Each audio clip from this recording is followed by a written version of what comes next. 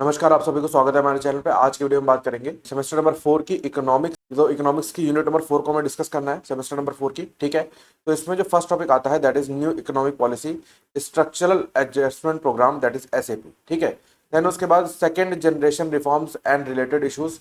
Then आपका third topic आता है regional trading blocks and bilateral trade treaties. Then SEZ FDI inclusive growth etcetera. ठीक है, then movement from millennial development goals to sustainable development goals. ठीक है, तो basically ये सारे टॉपिक्स रहने वाले आज के डिस्कशन के। तो स्टार्ट करते हैं फर्स्ट टॉपिक से, that is new economic policy structural adjustment programme. ठीक है, तो बेसिकली न्यू इकोनॉमिक पॉलिसी क्या है, ये 1991 में इंट्रोड्यूस हुई। ठीक है, अब इसमें क्या था, इंडिया का इकोनॉमिक पॉलिसी में शिफ्ट का बेसिकली ये एक रिमार्क है या फिर कहूं तो ये एक स्टेप है। तो इसमें क्या हो रहा था, it represented a move away from state controlled inward looking and protectionist economy towards market oriented outward looking and globally integrated economy। ठीक है, तो बेसिकली ग्लोबलाइजेशन वाले एरा में जब ग्लोबल ट्रेड और ग्लोबल वे पे इकोनॉमी को बूस्ट करने की बात हो रही थी, जहां पर स्टेट कंट्रोल को हटा के state and private mix control की बात हो रही थी, तो ये इस शिफ्ट को मार्क करता है क्या, new economic policy of 1991।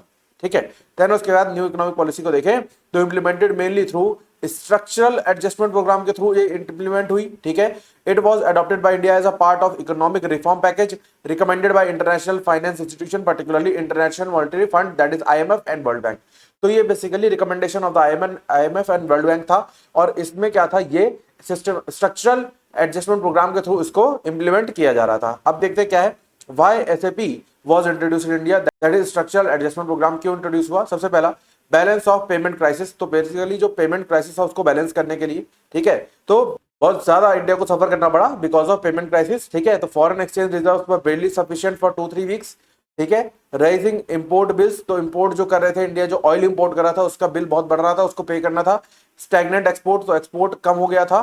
Then high external debt, debt बहुत ज्यादा हो गया था, एंड गल्फ वॉर की वजह से क्या हुआ, जो ऑयल प्राइसेस और रेमिटेंस थे वो जो है बढ़ गए थे। ठीक है, देन फिस्कल क्राइसिस क्या था, लार्ज फिस्कल डेफिसिट था। फिस्कल डेफिसिट का मतलब क्या है, जब गवर्नमेंट का जो एक्सपेंडिचर है वो बड़ा हो जाए, किससे, गवर्नमेंट रेवेन्यू से।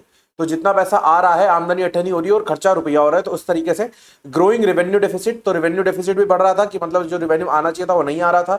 Heavy subsidies and loss of public sector undertaking, PSU का लॉस हो रहा था, एंड जो सब्सिडीज थी वो बढ़ी हुई थी, इसलिए वो एक बोझ की तरह था।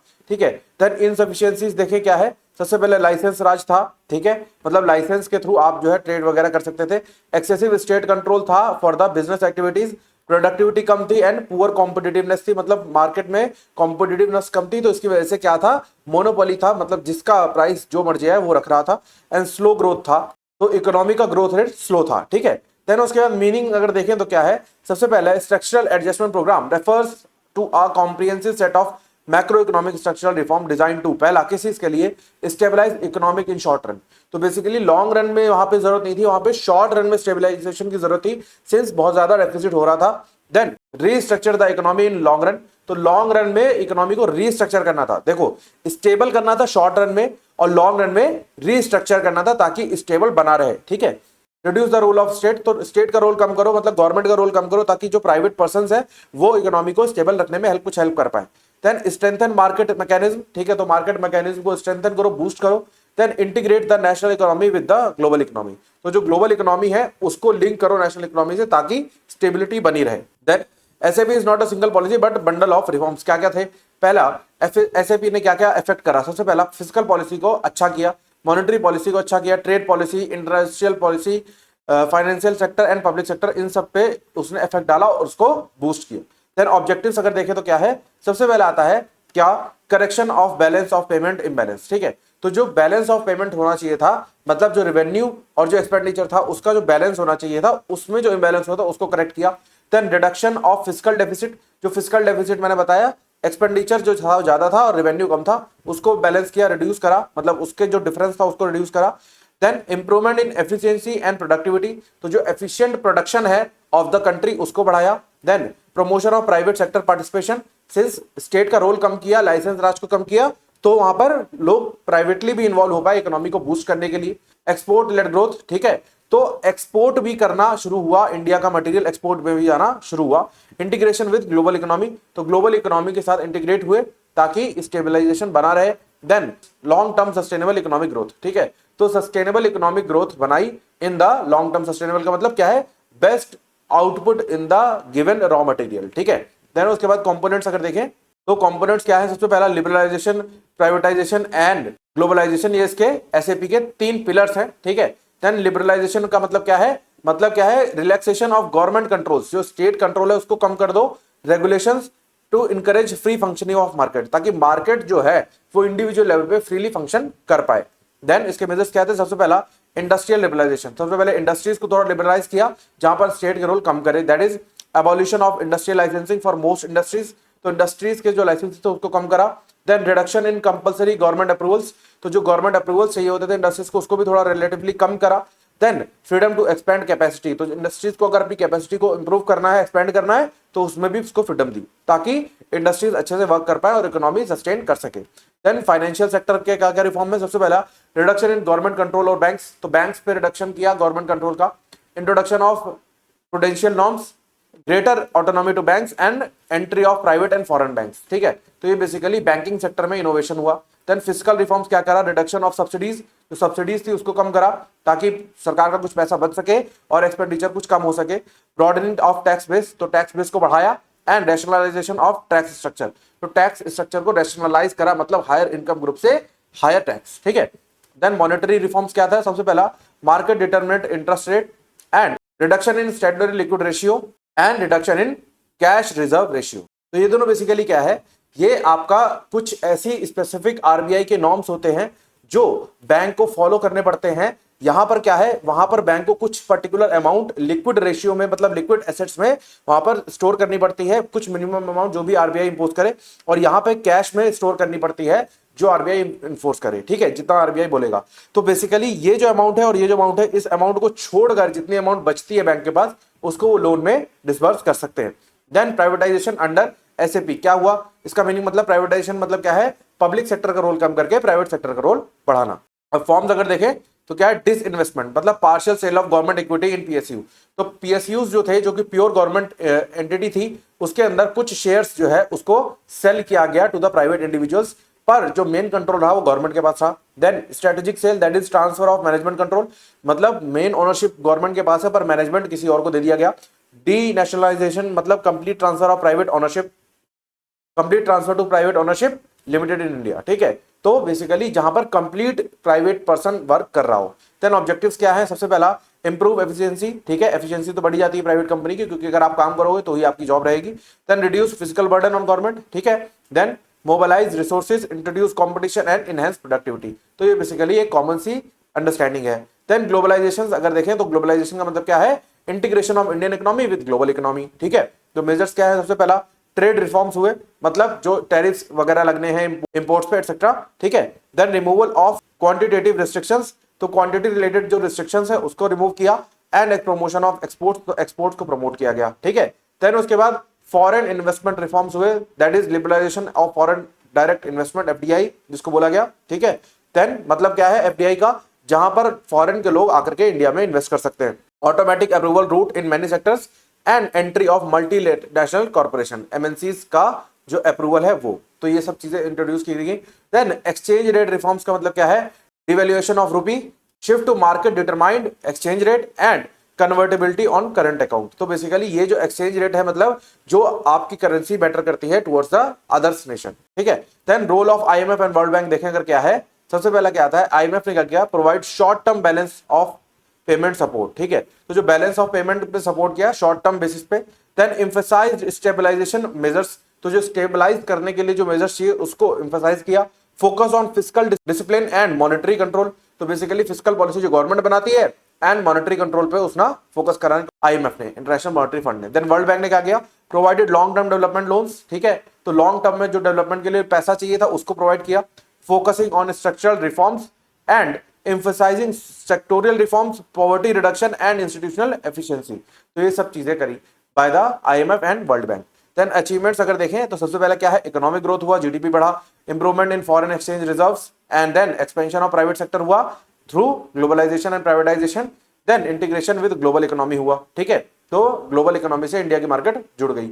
अब क्रिटिसिज्म अगर देखें तो क्या क्या ड्रॉबैक्स थे, तो सबसे पहले क्या था, सोशल इंपैक्ट अगर देखें तो राइज इन अनएम्प्लॉयमेंट हुआ इन short run, since short run को स्टेबलाइज करने में टाइम लगा। Reduction in subsidies affected poor sections, तो सब्सिडीज रिड्यूस कर दी गई थी एसएपी के अंडर, तो इसलिए जो पुअर सेक्शन था जिनको सब्सिडी का फायदा हो रहा था उनको थोड़ा लॉस फेस करना पड़ा। एंड इंक्रीज इन इक्वालिटी, तो इनक्वालिटी बढ़ गई। एग्रीकल्चर निगलेक्ट हुआ, एग्रीकल्चर पे ध्यान नहीं दिया गया। एंड देन रीजनल इंबैलेंसेस हुए, मतलब कंसंट्रेट हो गई ग्रोथ कहां पर, अर्बन एरिया में कंसंट्रेट हो गई, मतलब जो शहर थे उनको ज्यादा डेवलप किया गया और जो डेवलप्ड रीजन थे उन पे ज्यादा फोकस किया गया रेदर देन विलेजेस, ठीक है। Then dependence on global capital हो गया, सिंस ग्लोबल इकोनॉमी और इंडियन इकोनॉमी मिक्स हो गई।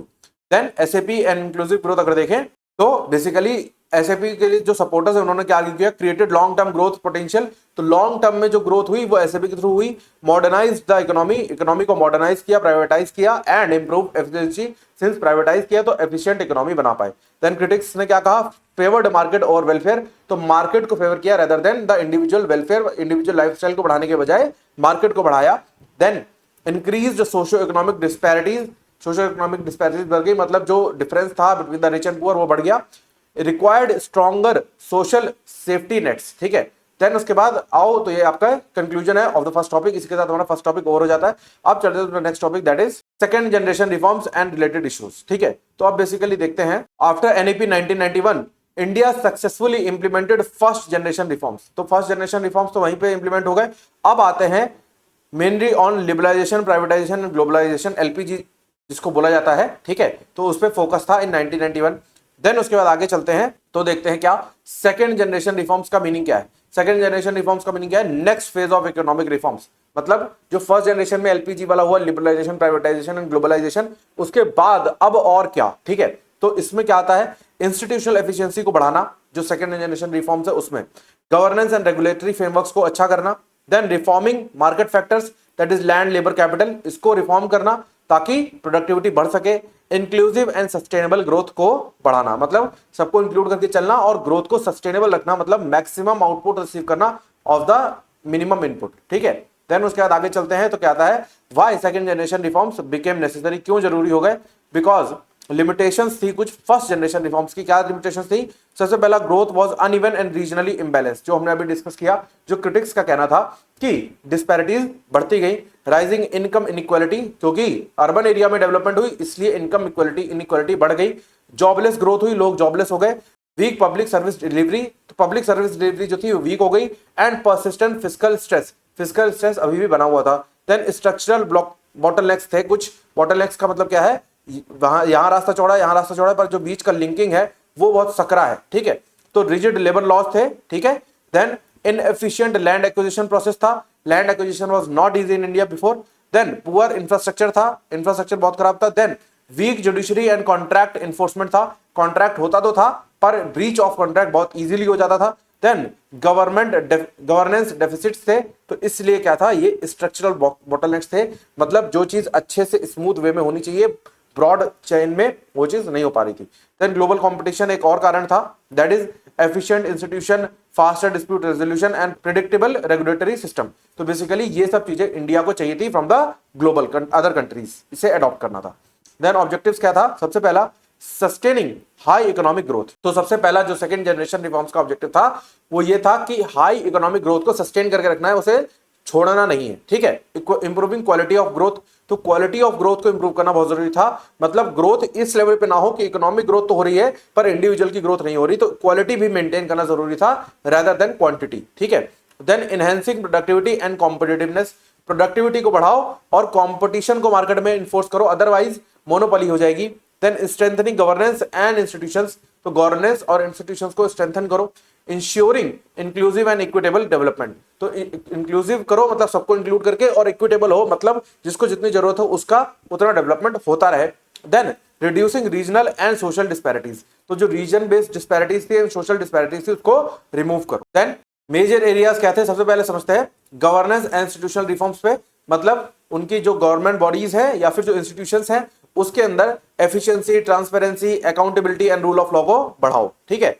तो बेसिकली क्या है, एडमिनिस्ट्रेटिव रिफॉर्म्स करो, ई गवर्नेंस करो मतलब इलेक्ट्रॉनिक बेस पे। Then reduction of red tapism, तो रेड टेपिज्म का मतलब क्या है, जहां पर गवर्नमेंट रूल्स और रेगुलेशंस या ब्यूरोक्रेसी इतनी ज्यादा लेवल पे है कि वो अननेसेसरी जो प्रोसेस जल्दी हो जाना चाहिए उसको डिले करती है, इसकी वजह से लोग उसमें उतरना नहीं चाहते। ठीक है, तो उस प्रोसेस को कम करो या खत्म करो। देन एंटी करप्शन मैकेनिज्म को अडॉप्ट करो ताकि करप्शन ना हो in the government. Then strengthening regulatory bodies, जो रेगुलेशन वाली बॉडीज हैं, एडमिनिस्ट्रेटिव बॉडीज, उनको स्ट्रेंथन करो। देन उसके बाद लीगल एंड जुडिशियल रिफॉर्म्स में देखें तो इशू एड्रेस मतलब डिले इनजस्टिस, जो जुडिशियल रिफॉर्म्स है उसमें क्या क्या थे, सबसे पहला डिले इनजस्टिस जो कि आज भी है, टुडे भी प्रेजेंट है ये। ठीक है, then pendency of cases and weak contract enforcement, तो ये आज भी है, पर कॉन्ट्रैक्ट एनफोर्समेंट का जो हमारा स्पेसिफिक रिलीफ एक्ट जो है वो थोड़ा सा अच्छा हो गया, बेटर हो गया है with the amendments. Then reforms measures क्या थे, कॉमर्शियल कोर्ट एस्टैब्लिश हुए, आर्बिट्रेशन एंड मीडिएशन हुआ, डिजिटाइजेशन ऑफ कोर्ट हुआ, कोर्ट को भी डिजिटल किया गया and fast track court establish किए गए, तो ये हुआ। देन उसके बाद आगे चलते हैं तो लेबर मार्केट रिफॉर्म्स करें तो क्या था, जरूरत क्या थी, सबसे पहला rigid labour laws discouraging formal employment, तो लेबर लॉज इतने रिजिड थे कि लोग इनफॉर्मल एम्प्लॉयमेंट पे रखते थे कि मतलब ऑन डॉक्यूमेंट कुछ भी नहीं है, आओ काम करो, दिहाड़ी पकड़ो और जाओ। ठीक है, then firms preferred informal hiring, तो फर्म्स जो थी वो इनफॉर्मल हायरिंग करती थी कि आओ भाई काम करो, सीधा पैसा लो और जाओ, रोज का पैसा लो और जाओ, और जिस दिन मूड खराब हुआ तो कल से मत आना। ठीक है, देन रिफॉर्म एरिया क्या हुआ, simplification and consolidation of labour laws हुआ, balancing worker protection and employer flexibility को बैलेंस किया गया कि एम्प्लॉयर भी थोड़ा फ्लेक्सिबल रहे और वर्कर की प्रोटेक्शन भी बनी रहे, वर्कर के राइट्स की। Then promotion of formal sector employment, तो फॉर्मल सेक्टर एम्प्लॉयमेंट को प्रमोट किया गया ताकि ऐसा ना हो दिहाड़ी मजदूर की रोज आए, रोज पैसा लियो और चलेगा और कल से नहीं आना, वो वाला सिस्टम ना हो। Social security coverage for informal workers, तो इनफॉर्मल वर्कर्स के लिए जो दिहाड़ी मजदूर होते हैं उनके लिए भी सोशल सिक्योरिटी कवरेज बढ़ाई गई। देन चैलेंजेस क्या क्या है, सबसे पहला पॉलिटिकल रेजिस्टेंस हुआ since firm holders have political background, then trade union opposition हुआ and fear of job insecurity हुआ। ठीक है, देन उसके बाद land reforms and market reforms हुए। प्रॉब्लम्स क्या क्या थी, अनक्लियर लैंड टाइटल्स, तो जो लैंड टाइटल्स है वो अनक्लियर थी। देन डिफिकल्ट लैंड एक्विजिशन करना बहुत प्रॉब्लम था, हाई ट्रांजैक्शन कॉस्ट था एंड फ्रीक्वेंट डिस्प्यूट्स आते ही रहते थे, तो ये प्रॉब्लम्स थी। रिफॉर्म्स क्या क्या हुए, डिजिटाइजेशन ऑफ लैंड रिकॉर्ड्स हुआ। ठीक है, then transparent land acquisition policies हुआ, फेयर कॉम्पनसेशन मैकेनिज्म हुआ, मतलब कॉम्पनसेशन फेयर हो, सबको इक्वल मिल पाए, and then faster dispute resolution हो ताकि अगर कोई डिस्प्यूट किसी को हो भी रहा है तो जल्दी से जल्दी डिस्प्यूट का रेजोल्यूशन हो ताकि लैंड एक्वायर करके काम आगे बढ़ाया जा सके। देन उसके बाद आता है फाइनेंशियल सेक्टर रिफॉर्म, अब ये है second phase of the reform, that is focus area क्या कहते हैं, banking sector, non performing assets, strengthening regulatory oversight and financial inclusion, तो ये बेसिकली इसके फोकस एरियाज थे। इसमें कुछ एक्सप्लेनेशन के लिए बहुत ज्यादा है नहीं। मेजर्स क्या क्या थे, banking recapitalisation and insolvency and bankruptcy framework and strengthening capital markets etcetera, तो बेसिकली इसमें बहुत ज्यादा कुछ अंडरस्टैंडिंग के लिए है नहीं, तो बेसिकली ये सब आपके प्रॉब्लम्स थे और ये आपके सॉल्यूशन थे। ठीक है, देन उसके बाद पब्लिक सेक्टर रिफॉर्म्स हुए, क्या क्या, सबसे पहले इश्यूज समझते हैं। इनएफिशिएंसी ऑफ मेनी पीएसयूज, तो जैसे बीएसएनएल का एग्जांपल ले ले तो बीएसएनएल ने रिलायंस को बिल बना के नहीं भेजा, तो that is inefficiency, that is loss of the government. Physical burden on government हुआ एंड लो प्रोडक्टिविटी हुई बाय द पब्लिक सेक्टर्स। ठीक है, तो अब मेजर्स क्या क्या हुए, स्ट्रेटेजिक डिसइन्वेस्टमेंट हुआ, मतलब लोगों को राइट दिया कि आप पीएसयूज में इन्वेस्ट करो। ठीक है, देन परफॉर्मेंस बेस्ड मैनेजमेंट हो गया, मैनेजमेंट प्राइवेट में भी दिया गया। कॉर्पोरेट गवर्नेंस रिफॉर्म हुआ and redefining role of state हुआ, तो स्टेट को मिनिमम बोला गया कि आपको मिनिमम इंटरफेयर करना है इन द इंडस्ट्रियल मैटर्स। ठीक है, देन उसके बाद इंफ्रास्ट्रक्चर रिफॉर्म्स हुआ। ठीक है, कौन कौन से सेक्टर कवर हुए इसमें इंफ्रास्ट्रक्चर में, power, road, railway, ports, urban infrastructure etcetera, तो बेसिकली जो जो चीजें हमारे इंफ्रास्ट्रक्चर को डेवलप करती है वो सारे सेक्टर्स में कवर हुए। फोकस क्या क्या हुआ, पब्लिक, सबसे पहले पीपीपी जो हम डिस्कस कर चुके हैं, पब्लिक प्राइवेट पार्टनरशिप, मतलब पब्लिक का मतलब गवर्नमेंट का कोई भी इंफ्रास्ट्रक्चर का डेवलपमेंट प्राइवेट के पर्सन के थ्रू, ताकि काम जल्दी हो, एफिशिएंट हो। ठीक है, regulatory clarity and long term financing and reduction of project delays, तो ये सब चीजें इसके फोकस थे। देन उसके बाद आगे चलते हैं तो क्या आता है, social sector reforms. Social sector reforms क्या क्या थे, सबसे पहले educational reform, skill development, health care system and social security expansion, तो बेसिकली ये इस पे एम्फेसिस था, किसका, सेकंड फेज का। देन उसके बाद रोल ऑफ इंटरनेशनल इंस्टीट्यूशंस अगर देखें तो क्या रोल है, सबसे पहला इसमें जब भी देखो इकोनॉमिक डेवलपमेंट की बात आएगी तो आईएमएफ एंड वर्ल्ड बैंक ही होंगे जो इंस्टीट्यूशन इंटरनेशनली हेल्प करेंगे ग्रो करने के लिए। ठीक है, तो institutional equality, governance reforms, poverty reduction and inclusive growth, ये इनका एम था। देन उसके बाद रिलेटेड इश्यूज क्या क्या है, सबसे पहला पॉलिटिकल रेजिस्टेंस है, मतलब पॉलिटिकली रेजिस्ट किया जाता है अच्छी चीजों को। देन फेडरल कंस्ट्रेंट्स है, जैसे land, river etcetera state jurisdiction के अंदर आते हैं, तो फेडरल सिस्टम आता है इसमें। फेडरल का मतलब इंडिया का जो कॉन्स्टिट्यूशन है क्वाज़ी फेडरल है, मतलब सेंट्रल पावरफुल तो है पर स्टेट लिस्ट अलग है। ठीक है, देन उसके बाद अनइवन इंप्लीमेंटेशन अक्रॉस स्टेट है, क्योंकि हर स्टेट के जो लीडर्स हैं उनकी बुद्धि का अलग अलग सिस्टम है, तो इसलिए अनइवन इंप्लीमेंटेशन होता है। देन सोशल कंसर्न्स क्या है, fear of jobs losses, reduced welfare spending and rising inequality, ये इसका सोशल कंसर्न है। देन इंप्लीमेंटेशन डेफिसिट है, मतलब weak administrative capacity, policy practice gap and delays and coordination failures. ठीक है, तो बेसिकली पॉलिसी प्रैक्टिस गैप क्या है कि पॉलिसी बन तो गई पर इंप्लीमेंट नहीं हो पाई, that is policy and practice gap. जो पॉलिसी बनी वो प्रैक्टिकली पॉसिबल नहीं है। ठीक है, देन इंक्लूसिवनेस चैलेंज, मतलब क्या है, benefits often accrue to skilled and urban population, तो जो भी पॉलिसी बनती है उसका ज्यादातर बेनिफिट स्किल्ड पर्सन को चला जाता है जिसके पास ऑलरेडी बहुत सारी चीजों का बेनिफिट है, और मार्जिनलाइज ग्रुप जो है वो एक्सक्लूडेड रह जाते हैं। ठीक है, then evaluation of second generation reforms को अगर देखें तो पॉजिटिव इफेक्ट क्या है, एड्रेस रूट स्ट्रक्चरल प्रॉब्लम, तो जो स्ट्रक्चरल प्रॉब्लम है, रूट कॉज है आपके डेवलपमेंट ना होने का, उसको एड्रेस किया। Then improve long term growth potential, तो लॉन्ग टर्म में किस तरीके से ग्रोथ होगी उसको इंप्रूव किया। स्ट्रेंथन इंस्टीट्यूशन को स्ट्रेंथन किया, मजबूत किया। इनहैंस ग्लोबल कॉम्पिटिटिवनेस, तो ग्लोबल कॉम्पिटिटिवनेस को बढ़ाया ताकि जो ग्लोबल रिलेटेड ट्रेड है वो होता रहे। ठीक है, देन लिमिटेशंस क्या है, स्लो एंड अनइवन इंप्लीमेंटेशन है because of the federal policies. Then high political and social cost है। Then require strong consensus building है, तो बेसिकली ये इसके लिमिटेशंस है। ठीक है, अब ये बेसिकली ये टेबल है for the difference between first and second generation reforms. ये बेसिकली वीडियो पॉज करके आप लोग पढ़ लेना, because we have discussed both the reforms in detail. तो ये टेबल आप खुद भी बना सकते हो, बट एग्जाम रेफरेंस के लिए आप एक बार देख सकते हो। ठीक है, देन उसके बाद the conclusion of this topic, इसको एक बार वीडियो पॉज करके पढ़ लेना, सिंस कंक्लूजन पढ़ लोगे तो framing in the exam easy हो जाएगी, इसलिए कंक्लूजन पढ़ लेना। ठीक है, देन आगे चलते हैं तो the next topic that is regional trading blocks and bilateral trade treaties. ठीक है, तो अब बेसिकली मीनिंग देखें तो regional trading blocks and bilateral trade treaties are arrangements through which countries promote trade by reducing barriers either within a region or between two countries. ठीक है, तो basically दो कंट्रीज है आपस में ट्रेड बढ़ाएंगी, तो आपस में ट्रेड बढ़ाएंगी या फिर इन पर्टिकुलर रीजन अगर ट्रेड बढ़ाना होगा तो उसमें जो ट्रेड बैरियर्स हैं जैसे टैरिफ्स वगैरह वगैरह, कोई भी टैक्सेस वगैरह, तो वो कम करके उसमें ट्रेड एक्टिविटीज बढ़ाई जा सकती हैं। ठीक है, These arrangements have gained importance due to slow progress in multi-trade or negotiation under World Trade Organization। जो WTO है उसके अंदर जो मल्टीलेटरल ट्रेड नेगोशिएशन होता है, मतलब मल्टीपल कंट्रीज जो ट्रेड नेगोशिएट करती हैं आपस में, तो वो बेसिकली एक डिलेड और स्लो प्रोसेस है।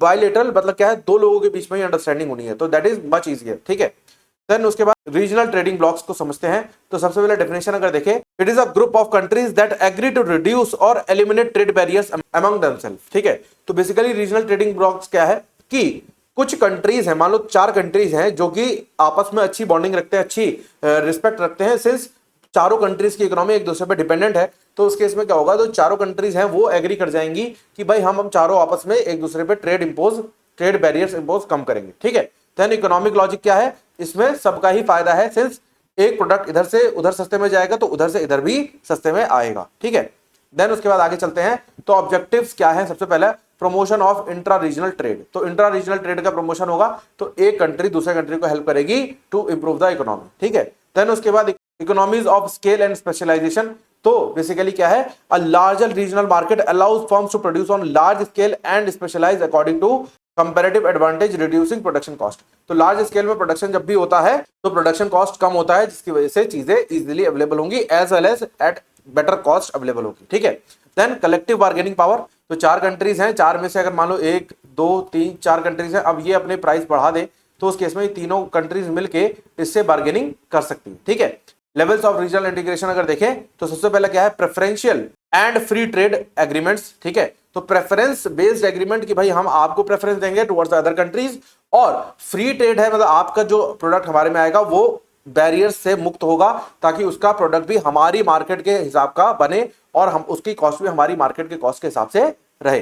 देन डीपर इकोनॉमिक इंटीग्रेशन है, since in advance stages regional blocks allow free movement of capital and labour and many harmonised economic policies, the European union represents the most advanced form of such integration. ठीक है, तो basically ये है।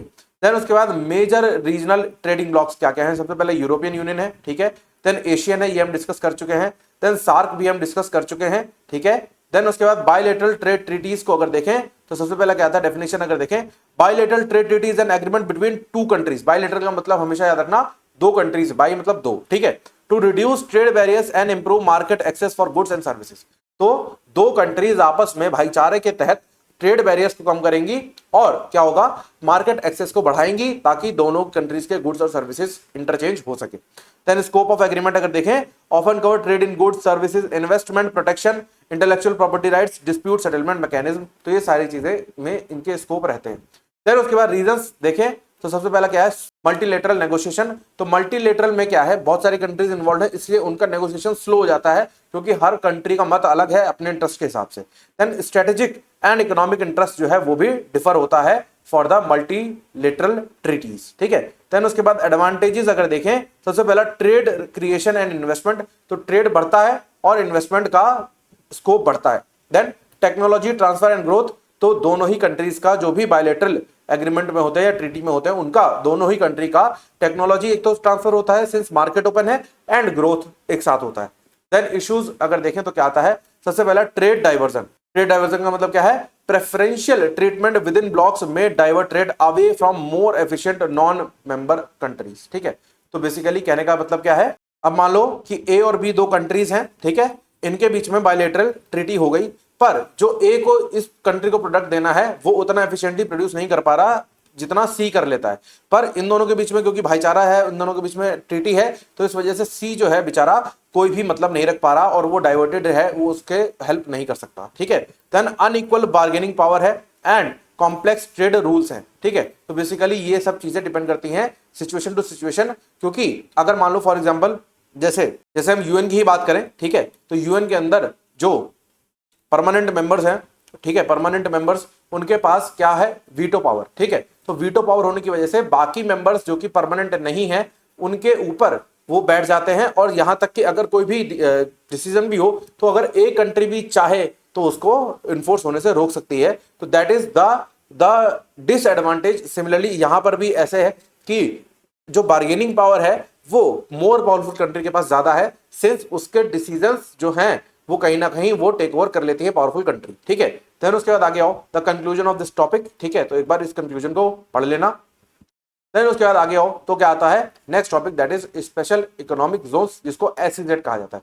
अब इसकी definition देखें तो is a geographical demarcated area within a country where economy laws relate to trade, ठीक है। मतलब क्या है, एक पर्टिकुलर ज्योग्राफिकल एरिया है जहां पर इकोनॉमिक लॉज जो है वो रिलेटेड टू ट्रेड है, टैक्सेशन है and regulations are more liberal than rest of the economy, ठीक है। तो यहां पर क्या है, स्पेशल एरिया है, तो यहां पर बाकी जगहों की तुलना में लिबरल लॉज है, ठीक है। Are treated as foreign territory of a trade operation and duties. Then basic idea क्या है, the core idea behind SEZ is to create internationally competitive environment within a country to promote export, investment and employment. तो तीन चीजों को promote करना है, क्या, export, investment and employment, ठीक है।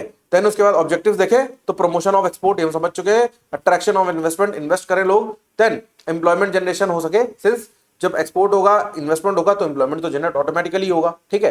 देन फीचर्स क्या है, सबसे पहले फिस्कल इंसेंटिव्स है। फिस्कल इंसेंटिव्स क्या है, सबसे पहले unit in SEZ enjoy tax holidays, duty free imports of raw material and exemption from customs and excise duties which reduce production cost, ठीक है। तो क्योंकि जब आपको खर्चा कम हो रहा है, आपके ऊपर ड्यूटीज कम इंपोज करी जा रही है, एक्साइज ड्यूटीज कम इंपोज करी जा रही है, कस्टम्स कम इंपोज करे जा रहे हैं, as well as duty free import हो रहा है ऑफ द रॉ मटेरियल, तो ऑब्वियसली आपका प्रोडक्शन कॉस्ट तो कम हो ही जाएगा। देन सिंप्लीफाइड रेगुलेशंस है, since SEZ operate under single window clearance system reducing delays and administrative inefficiencies. तो एक ही जगह से आपको अप्रूवल लेना है, तो मल्टीपल ब्यूरोक्रेटिक चक्कर नहीं लगाने, जिसकी वजह से एडमिनिस्ट्रेटिव इनएफिशिएंसी जो है आपको अफेक्ट नहीं करने वाली। देन इंफ्रास्ट्रक्चर सपोर्ट मिलता है, since SEZ provide high quality infrastructure such as power, transport, communication, industrial facilities to enhance productivity. तो इससे क्या है, प्रोडक्टिविटी एनहांस हो जाती है। देन एडवांटेजेस अगर देखें तो export competitiveness is the advantage, मतलब lower cost and efficient system help firms compete in international market, ठीक है। देन रीजनल डेवलपमेंट, देखो ये कैसे हेल्प कर रहा है कि सपोज दैट एक कंपनी है जो बी कंट्री को अपना प्रोडक्ट भेजती है, अब वहां पे मान लो इंपोर्ट ड्यूटी बहुत ज्यादा लग रही है, तो ऑटोमेटिकली इस प्रोडक्ट की कॉस्ट कितनी हो जाएगी, बढ़ जाएगी, और यहां पर जो ऑलरेडी अवेलेबल प्रोडक्ट्स हैं उनकी कॉस्ट क्या होगी, इसकी तुलना में कम होगी, तो ऑब्वियसली लोग यही लेना चाहेंगे, ठीक है। पर जब ऐसी सिचुएशन होगी जहां पर कोई भी ड्यूटी वगैरह ज्यादा इंपोज नहीं हो रही है, तो यहां पर दोनों ही, मान लो ए का जो प्रोडक्ट है ए डैश, और पी जो प्रोडक्ट मार्केट में अवेलेबल है, उन दोनों का कॉस्ट सेम होगा, तब लोग डिसाइड करेंगे कौन सा प्रोडक्ट चूज करना है। ठीक है, देन उसके बाद आगे चलते हैं तो क्या आता है, issues and criticism of SEZ. क्या क्या है, सबसे पहले लैंड एक्विजिशन प्रॉब्लम, तो लैंड एक्वायर करना एक बहुत बड़ी प्रॉब्लम है। Then revenue loss, that is tax exemption जो है वो गवर्नमेंट का रेवेन्यू होता है टैक्स, तो वहां पर गवर्नमेंट का रेवेन्यू लॉस हो सकता है। देन उसके बाद आ जाओ आपका next topic, that is foreign direct investment, that is FDI. Meaning क्या है, refers to investment made by foreign entity in a country's productive asset with the intention of obtaining long term control and management interest। ठीक है, तो basically जैसे हम लोग क्या करते हैं, हम लोग स्टॉक परचेज करते हैं ऑफ अ कंपनी, तो हम क्या करते हैं उसमें इन्वेस्ट करते हैं ताकि हम क्या कर सके, मैनेजमेंट का एक हिस्सा हो सके। ठीक है, प्लस हमें भी कुछ प्रॉफिट मिले, यही तो करते हैं, इसलिए करते हैं। तो एफडीआई में क्या है, एक कंट्री है मान लो इंडिया, उसमें बाहर के लोग इन्वेस्ट करेंगे ताकि वो क्या कर सके, थोड़ा मैनेजमेंट का पार्ट उनका हो सके, as well as long term control में थोड़ा सा उनका हिस्सा बन सके। ठीक है, द नेचर ऑफ इन्वेस्टमेंट क्या है, मैनेजमेंट एंड डिसीजन मेकिंग में एफडीआई इन्वॉल्व हो जाता है। ऑब्जेक्टिव क्या है, सबसे पहला कैपिटल इनफ्लो, मतलब लोग इन्वेस्ट करते हैं तो पैसा आता है। ठीक है, FDI supplements domestic savings and help bridge the investment gap in developing economies. तो जो डेवलपिंग इकोनॉमीज है उसमें जो इन्वेस्टमेंट गैप है उसको हेल्प करता है, सिंस गवर्नमेंट में इन्वेस्ट करने के लोगों का इंटरेस्ट ज्यादा होता है। Then technology transfer, foreign firms bring advance technology, managerial skills and innovation in the host country. ठीक है, तो ऐसे एफडीआई में अगर इन्वेस्टमेंट लोग ज्यादा करेंगे तो अपनी टेक्नोलॉजी भी इंट्रोड्यूस करेंगे ताकि उस कंपनी का प्रॉफिट हो, और प्रॉफिट होगा तो ऑब्वियसली इंडिया का प्रॉफिट होगा, या फिर कोई भी कंट्री जहां पे एफडीआई हो रहा है उसका प्रॉफिट होगा, और उस इन्वेस्टर का भी प्रॉफिट होगा। देन एम्प्लॉयमेंट जनरेट होगा थ्रू दिस। देन उसके बाद टाइप्स अगर देखें, सबसे पहले क्या है, ग्रीन फील्ड इन्वेस्टमेंट, मतलब foreign investor establish new production facilities leading to fresh capital formation and employment. ठीक है, देन उसके बाद ब्राउन फील्ड इन्वेस्टमेंट, मतलब क्या है, investment through mergers acquisitions where existing firm are taken over and expanded. तो मतलब जब एक ऑलरेडी वर्किंग फर्म को टेक ओवर करके एक्सपेंड करा जाए तो that is brown field investment. Green field investment क्या है, कोई नई चीज इंट्रोड्यूस करी जाए। ठीक है, देन एडवांटेजेस क्या है, इकोनॉमिक ग्रोथ है, इंटीग्रेशन विद ग्लोबल मार्केट है, and improvement in balance of payment है। ठीक है, देन उसके बाद इश्यूज क्या है, सबसे पहला मार्केट डोमिनेंस हो सकता है by the other person, profit repartition हो सकता है। ठीक है, देन अनइवन सेक्टोरल डिस्ट्रीब्यूशन हो सकता है, तो कुछ सेक्टर्स में ज्यादा अच्छा डेवलपमेंट हो सकता है और कुछ में इन्वेस्टमेंट हो सकता है ना ही हो। ठीक है, अब उसके बाद नेक्स्ट टॉपिक आपका आता है, दैट इज इंक्लूसिव ग्रोथ। अब इंक्लूसिव ग्रोथ का मतलब क्या है, inclusive growth refers to economic growth that is broad based, equitable and benefits all sectors of the society specially the poor and marginalised. तो inclusive का मतलब बेसिकली क्या है, सबको लेके चलना। तो जहां पर इन्वेस्टमेंट की बात आ रही है तो लोग फॉरेनर्स जो हैं या फिर फॉरेन इन्वेस्टमेंट अगर होगी या किसी भी पर्सन की इन्वेस्टमेंट होगी तो जनरली वो अर्बन एरियाज में होगी, सिंस वहां पर डेवलपमेंट का स्कोप ज्यादा है, तो जो मार्जिनलाइज्ड ग्रुप है वो रह जाता है। तो अब इंक्लूसिव ग्रोथ का मतलब क्या हुआ कि उस पर्सन, उस ग्रुप, उस इंडिविजुअल की भी ग्रोथ होना जो कि पुअर है, जो कि मार्जिनलाइज्ड है। ठीक है, तो कोर आइडिया क्या है, growth should not only increase GDP but also improve living standards, reduce poverty and ensure social justice. तो ग्रोथ का सिर्फ जीडीपी बढ़ाने से मतलब नहीं होना चाहिए, बल्कि लिविंग स्टैंडर्ड्स को इंप्रूव करना, सोशल जस्टिस को इंप्रूव करना और पॉवर्टी को रिड्यूस करने से होना चाहिए। रीड क्या है, सबसे पहला राइजिंग इनइक्वालिटी है, ये तो हमें पता ही है, एम्प्लॉयमेंट कंसर्न्स हैं एंड ह्यूमन डेवलपमेंट गैप्स हैं। तो मतलब जो रूरल एरिया है वहां पर और जो अर्बन एरिया है वहां पर उसकी पॉपुलेशन का डिफरेंस है, इसीलिए लोग माइग्रेट करते हैं from the rural to urban. Then उसके बाद एलिमेंट्स अगर देखें तो क्या आता है, सबसे पहला पॉवर्टी को रिड्यूस करो, एम्प्लॉयमेंट जनरेट करो, then access to basic service, तो बेसिक सर्विस के लिए जो कि ह्यूमन रिलेटेड सर्विस है जैसे हेल्थ, एजुकेशन एक्सेट्रा, उनके लिए सबको अवेलेबल कराओ, एक्सेस करो। देन रोल ऑफ गवर्नमेंट अगर देखें तो क्या है, सबसे पहला सोशल सेक्टर इन्वेस्टमेंट। तो जो सोशल सेक्टर है जैसे क्या education, health and skill development etcetera वाले जो सेक्टर्स हैं उसमें इन्वेस्ट करके सबको वो चीज अवेलेबल कराई जाए। टारगेट वेलफेयर स्कीम, तो वेलफेयर स्कीम को टारगेट करो ताकि मार्जिनलाइज ग्रुप भी इंक्लूड हो सके। देन बैलेंस्ड रीजनल डेवलपमेंट, तो रीजनल डेवलपमेंट को बैलेंस करो, ऐसा ना हो कि कोई रीजन बहुत ज्यादा डेवलप हो जाए और कोई रीजन पीछे ही छूट जाए। ठीक है, देन चैलेंजेस क्या है, सबसे पहला फिजिकल कंस्ट्रेंट्स है, मतलब high public expenditure on welfare में स्ट्रेन गवर्नमेंट फाइनेंसेस। तो जो गवर्नमेंट के खर्चे हैं तो अगर वो सब्सिडीज वगैरह देके जो वेलफेयर ऑफ द पीपल है, welfare of the marginalised group है, उस पर ज्यादा पैसा खर्च करेगी तो उसका गवर्नमेंट का एक्सपेंडिचर बढ़ेगा, फिजिकल कंस्ट्रेंट बढ़ सकता है। देन इंप्लीमेंटेशन गैप है, सिंस फेडरल कंसर्न जो मैंने बताया था कि स्टेट रूल है तो स्टेट सब्जेक्ट के अंदर स्टेट्स का एफिशिएंसी, स्टेट का इफेक्टिवनेस अलग अलग होता है।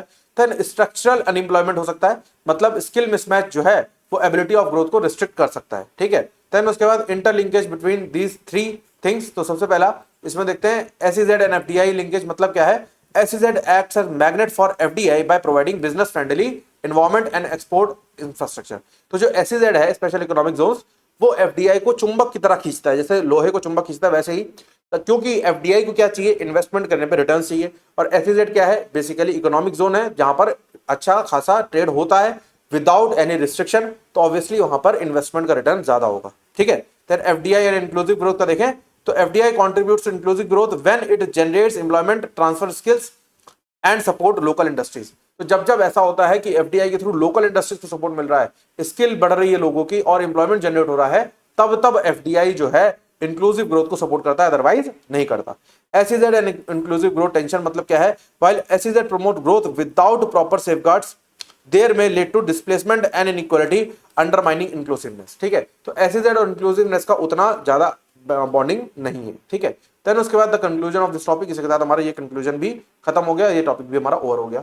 अब चलते हैं next topic, that is movement from millennium development goals to sustainable development goals. ठीक है, मिलेनियम डेवलपमेंट गोल्स का मतलब क्या होता है, तो बेसिकली मिलेनियम डेवलपमेंट गोल्स जो हैं वो बेसिकली वो गोल्स हैं जो कि UN द्वारा एस्टैब्लिश्ड गोल्स हैं ड्यूरिंग बिफोर 2015 के बाद क्या आया, सस्टेनेबल डेवलपमेंट गोल्स।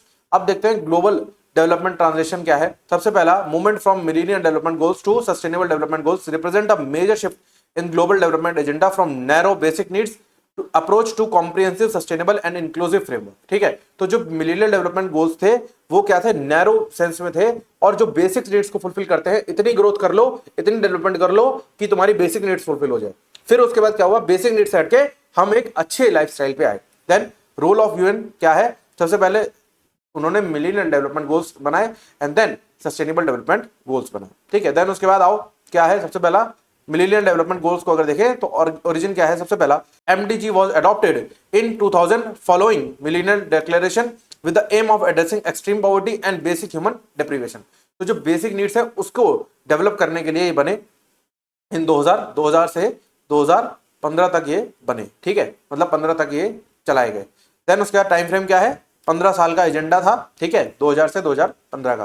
देन उसके बाद ऑब्जेक्टिव्स क्या है, सबसे पहला लिमिटेड एंड फोकस्ड गोल थे। ठीक है, मतलब बहुत नैरो थे, बहुत ज्यादा वाइड नहीं थे, और शॉर्ट टर्म अचीवेबल गोल्स थे, और बेसिकली टोटल 8 नंबर थे इन गोल्स का, मतलब टोटल 8 गोल्स एस्टैब्लिश हुए। ठीक है, मेनली किस चीज पे थे, poverty reduction, primary education, gender equality, health and basic environment sustainability. ठीक है, तो ये गोल्स थे। देन डेवलपिंग कंट्री फोकस क्या था, तो बेसिकली ये जो गोल्स थे वो डेवलपिंग कंट्री के प्राइम फोकस थे कि पहले इतना कर लो, उसके बाद आगे सोचना। अचीवमेंट्स अगर देखें तो रिडक्शन इन एक्सट्रीम पॉवर्टी जो थी उसको रिड्यूस किया इनने। Then improvement in health and education हुआ इससे, and then global awareness and coordination बढ़ा। देन लिमिटेशंस क्या था, नैरो स्कोप था, बहुत ज्यादा अच्छा नहीं कर पाया। टॉप डाउन अप्रोच था, मतलब बेसिक लेवल पे था। देन अनइवन प्रोग्रेस था, मतलब वहां पर क्या था कि सम रीजन्स जो हैं वो सिग्निफिकेंट प्रोग्रेस करा और बाकी ने नहीं करा। देन सस्टेनेबल कंसर्न था, मतलब सस्टेनेबिलिटी को ध्यान में नहीं दिया गया, मतलब आप अपने रोजगार का ध्यान दे रहे हो बजाय कि उस प्रोडक्ट का मैक्सिमम आउटपुट रिसीव करने के। ठीक है, देन उसके बाद नीड फॉर ट्रांजिशन क्या था, नीड सबसे पहला चेंजिंग ग्लोबल चैलेंजेस। तो ग्लोबल चैलेंजेस जो थे चेंज हो रहे थे, वहां पर सस्टेनेबिलिटी और बेयर एग्जिस्टेंस से डेवलपमेंट की ओर प्रोग्रेस जा रहा था। ठीक है, इनकम्प्लीट MDG एजेंडा। ठीक है, तो basically many MDG target remained unmet, highlighted a need for broader and more inclusive framework.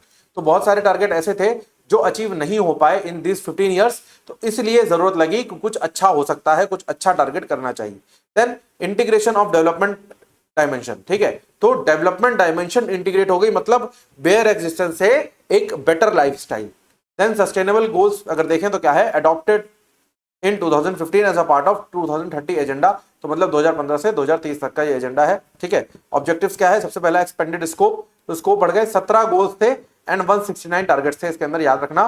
Then universal applicability है, सब पे अप्लाई होते हैं, और जो MDG थे वो सिर्फ और सिर्फ डेवलपिंग कंट्रीज पे अप्लाई होते थे। एंड फीचर्स क्या है, सबसे पहला इंटीग्रेशन ऑफ सस्टेनेबिलिटी है, फोकस ऑन इनइक्वालिटी है, and emphasis on partnership etcetera. तो ये सारे फीचर्स हैं इसके कि सस्टेन करो, मतलब जो भी प्रोडक्ट आप यूज कर रहे हो उस रॉ मटेरियल का उसका मैक्सिमम आउटपुट निकालो ताकि जो वेस्टेज हो सके वो मिनिमम हो सके। ठीक है, तो इकोनॉमिक ग्रोथ होगी, इससे सोशल इंक्लूजन होगा एंड एनवायरमेंट प्रोटेक्शन होगा, ये सारे एक ही फ्रेमवर्क में आ गए। ठीक है, देन उसके बाद कंपैरिजन अगर देखें तो स्कोप एंड कवरेज के बेसिस पे देखें तो लिमिटेड है और सेक्टर स्पेसिफिक है एमडीजी, और एसडीजी क्या है, वो कॉम्प्रिहेंसिव है और इंटरकनेक्टेड है।